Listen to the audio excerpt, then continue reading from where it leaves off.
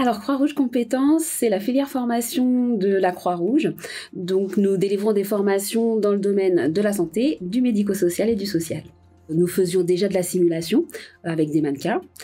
Ça demande d'avoir des locaux, ça prend de l'espace, ça prend beaucoup de temps et beaucoup de formateurs. C'est-à-dire que d'un point de vue organisationnel, c'est quelque chose qui est coûteux. Le fait d'aller sur de la simulation numérique et de la simulation virtuelle, c'est facilitant d'un point de vue organisationnel. On rencontre des problèmes puisqu'il n'y a qu'une salle pour les 60 élèves et moins de matériel que sur Alençon. On a tout de même un lit, un mannequin. On est sur des mises en situation pratiques où effectivement là l'apprenant va être dans une situation d'apprendre et de faire. Par contre, l'inconvénient, c'est que la communication n'est pas là. Les mannequins sont en plastique, donc il n'y a pas les réactions que l'on pourrait attendre d'un vrai patient, d'une vraie personne. On est dans une formation qui est une formation de la relation humaine, mais où il peut y avoir aussi des gestes invasifs. Et donc, il était important que les apprenants puissent apprendre ces différents gestes, cette communication, cette relation dans le soin, en ayant conscience de pouvoir faire des erreurs durant cet apprentissage et surtout avant d'aller sur le terrain et d'être face à de vraies personnes. La réalité virtuelle, ça permet de faire des erreurs sans avoir atteinte à la vie d'une personne. Ils peuvent se tromper, ils peuvent revenir en arrière. Donc la formation au raisonnement clinique dans la solution de My Serious Game, l'avantage c'est que là on n'est pas dans une situation figée. Enfin c'était vraiment l'idée, c'est qu'on soit dans l'immersion totale comme dans un service et qu'on puisse se rapprocher d'une situation réelle le plus possible. Dans les échanges avec My Serious Game, donc il y a eu cette première phase de cadrage du projet. Nous partions aussi avec nos idées, nos ambitions et puis sans avoir notion des contraintes techniques. Donc ces premiers échanges ont permis de cadrer en fait le projet, de voir ce qui était réalisable, tout en restant bien évidemment sur ce que nous souhaitions, nos souhaits, nos besoins et puis l'adaptation aux apprenants. My Serious Game a un département santé. C'est vraiment un département satellite, mais qui rejoint My Serious Game. Donc le cœur de métier, c'est du sur-mesure.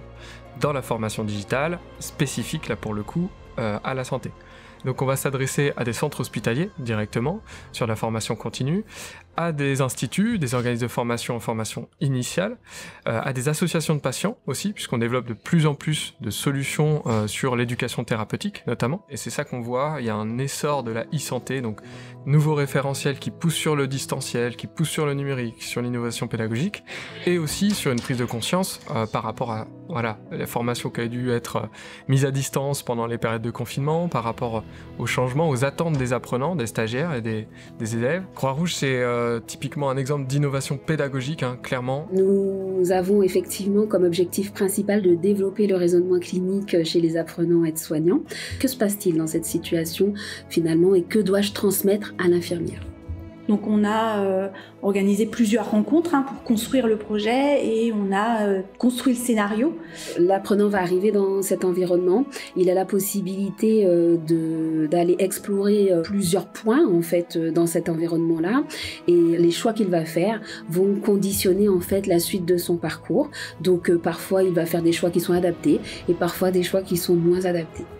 La différence entre la réalité virtuelle et un jeu classique, c'est que le jeu classique, on va prendre le contrôle d'un personnage, alors que la réalité virtuelle, on va être carrément le personnage, on va voir à travers ses yeux, on va prendre le contrôle de ses mains et on aura vraiment une véritable sensation d'immersion. Les casques de réalité virtuelle permettent du coup de retranscrire la sensation de mouvement qu'on va avoir dans la vraie vie. Donc dès qu'on va tourner à gauche ou à droite, notre personnage va faire de même.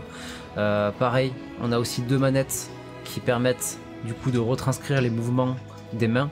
On va pouvoir attraper des objets, on va pouvoir pointer et aussi les manettes sont équipées de capteurs haptiques qui permettent d'avoir des vibrations, cette sensation de toucher et d'attraper des objets. Pour modéliser du coup c'est l'équipement, l'environnement, on s'est basé sur des photos directement prises par les clients, ce qui a permis de personnaliser au maximum la solution et avoir un environnement qui leur a été complètement familier.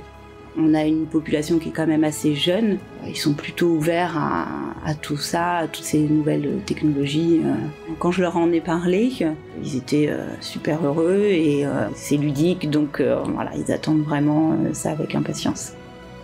Donc aujourd'hui c'est le grand jour, on vient présenter le résultat d'un an de travail auprès de nos clientes de l'IRFSS Alençon. C'est la première fois qu'elles travaillent en fait sur de la réalité virtuelle et aussi sur du digital learning, donc on a hâte de voir leur premier retour sur la solution et voir aussi leur réaction. Là on voit bien les détails. Ouais. Ah, il est beau, hein. Il est bien fait. Oui, il est beau, ouais. J'ai envie de le prendre. Ouais. Ouais, on s'y croit en fait. On se croit dans la chambre. Puis les couleurs sont belles. Ah ouais, c'est vraiment bien. C'est vraiment très bien. C'était waouh. Ça correspond à ce qu'on voulait, c'est-à-dire que ce soit immersif et qu'on ait l'impression d'être dans la chambre d'un patient. Je pense que ça va être très bien reçu et je suis aussi agréablement surprise par l'appropriation par l'équipe et par l'enthousiasme que ça a généré. Donc, parfait.